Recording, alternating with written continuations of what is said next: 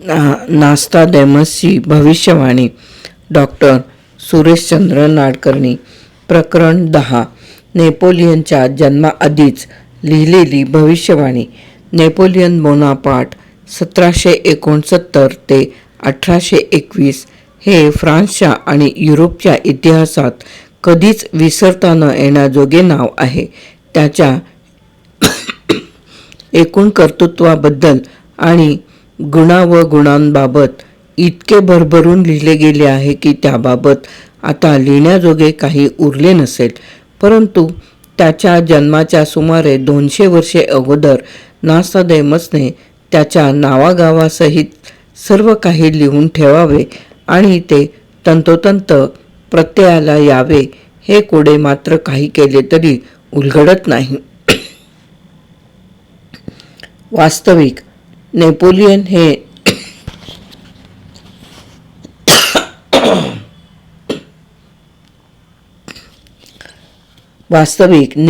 हे नावच काहीसे विचित्र 3 देवदूतांच्या ग्रीक लॅटिन नावांपासून बनवलेले आणि पूर्णतः अप्रचलित असलेले. त्याचे कुटुंबही इटलीजवळ कॉर्सिका या बेटातील सामान्य मध्यमवर्गीय समाजातले. त्यामुळे त्याला अमीर उमरावांच्या कुळाचे तेजोवलय नव्हतं आणि फ्रान्सपासून खूपच दूर. तेव्हा असे काही घडू शकेल याची दूरान्वयाने देखील नास्तादेमसला कल्पना येण्याचे कारणच नाही. परंतु त्याला त्याचे नाव तर निश्चितच माहीत होते. 8व्या शतकातील पहिली चतुष्पदी पहा. पाहुणे लोरान याच्या शरीरात रक्ताऐवजी अग्नीच संचार करीत असेल जणू. आत्मस्तुतीसाठी तो 2 नद्यांच्या संगमावरील स्थळाकडे धाव घेईल. पोप पायसला तो कैदेत टाकील. पॅम्पॉन आणि ड्युरान्से याला बद्ध करून ठेवतील.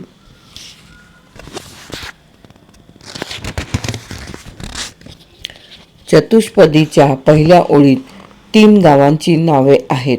त्यातील अक्षरे मागेपुढे करून कोडे सोडविण्याचा यत्न केला तर रॉय नेपाउलॉन म्हणजेच राजा नेपोलियन असे नाव स्पष्ट नसले तरी ध्वनित होते. जुन्या फ्रेंच भाषेत त्या काळी ओ या अक्षरासाठी औ एयू अशी अक्षरे सर्रास वापरली जात असत. नेपोलियनने पोप पायस 6वा याला पकडून व्हॅलेन्झा येथे ठेवलं होतं. तिथेच रोन आणि इझेर या 2 नद्यांचा संगम होतो. असाच रोन आणि दुरान्से या 2 नद्यांचा संगम ॲव्हिनॉ या शहरात होतो. या शहरावर पूर्वी पोप पायसची सत्ता चालत असे. त्यामुळे ऑस्ट्रियाने फ्रान्सकडे ते शहर ताब्यात देण्याची मागणी केली आणि त्यावरून ऑस्ट्रिया आणि फ्रान्सचा संघर्ष सुरू झाला. आपल्या युरोपातील विजयाचे प्रतीक म्हणून नेपोलियनने पॅरिसच्या वेशीवर भव्य कमान उभारली. आजही पॅरिसमध्ये आर्क द ट्रायम्फ ही कमान अत्यंत सुस्थितीत असलेलं पर्यटकांचं आकर्षण केंद्र बनली आहे.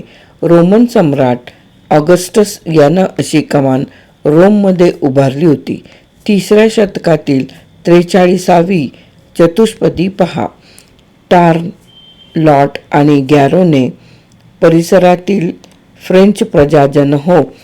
आल्प्स पर्वतातील ॲपेनिन पर्वतराजी ओलांडताना जरा सावध रहा, अन्यथा रोम आणि अकोना परिसरातच तुमची थडगी बांधली जातील. काळी फेल्ट हॅट परिधान करणारा आपल्या विजयाचे स्मारक उभे करील अशी विजयाची कमान अथवा दुसरे काही स्मारक उभे करणारा आणि काळी फेल्ट हॅट परिधान करणारा नेपोलियनशिवाय अन्य कुणीही युरोपच्या इतिहासात आढळत नाही. या कालावधीत नेपोलियनच्या यशाची चढती कमान होती, परंतु त्याच्या अतिमहत्वाकांक्षी स्वभावानेच त्याने सर्वनाश ओढवून घेतला. लक्षावधी उत्तमोत्तम शूरवीरांची आहुती त्या महत्वाकांक्षेपायीच दिली गेली. नास्तादेमसने त्याबाबत सावध राहण्याचा इशारा 200 वर्षापूर्वीच देऊन ठेवला होता, परंतु नियती कोण बदलू शकेल? नेपोलियनच्या असामान्य विजयी कर्तृत्वाचे दिवस सरत आल्याचे स्पष्ट निवेदन पहिल्या शतकातील 26व्या चतुष्पदीत आढळते.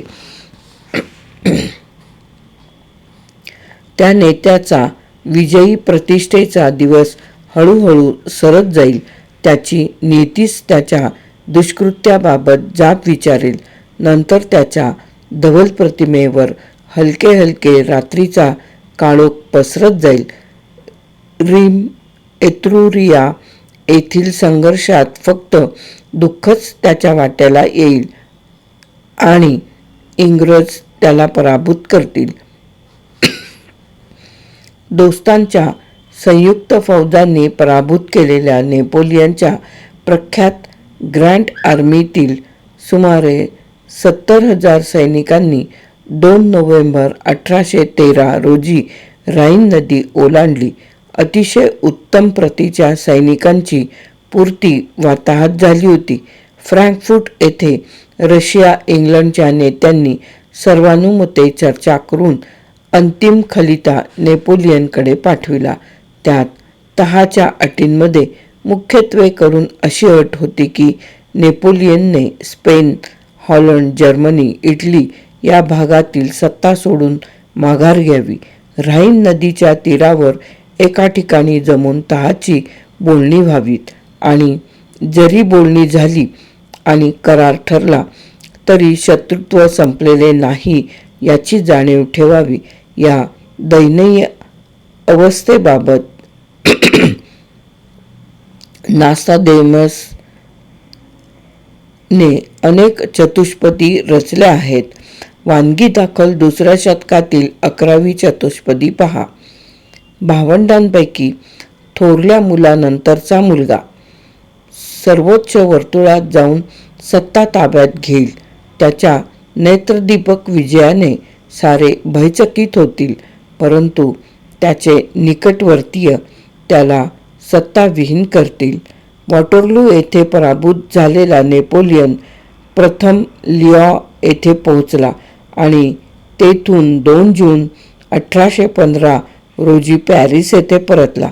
पॅरिसला आल्यानंतर त्याने लगेच सत्तासूत्रे ताब्यात घेण्याचा प्रयत्न केला, परंतु त्याचा पराभव होऊ शकतो याची जाण आलेले त्याचे विरोधक आता त्याच्याकडून सत्ता काढून घ्यावी असे उघडपणे बोलू लागले.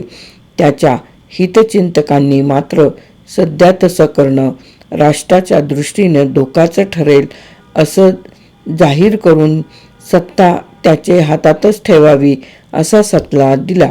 परंतु मनाने खचलेल्या नेपोलियनने मात्र तसे करण्यास नकार दिला आणि स्वतःहून राज्यसूत्रे खाली ठेवीत असल्याचे मान्य केले. नेपोलियनची प्रेयसी आणि पहिली पत्नी जोसेफाईनच्या कानावर नास्तादेमसच्या भविष्यवाणीची कीर्ती जाऊन पोहोचली होती, परंतु दुर्दैवाने तिला मिळालेली प्रोफेसीज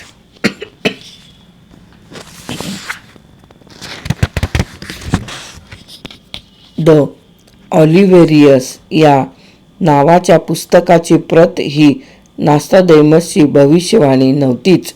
त्यात नेपोलियनच्या नावावर केवळ विजयच विजय छापले होते. अटळ नियती मात्र हळूहळू निश्चित पावले टाकीत नेपोलियनच्या दिशेने वाटचाल करीत होती. प्रकरण 10 येथे समाप्त. नास्तादेमसची भविष्यवाणी डॉक्टर सुरेशचंद्र नाडकर्णी.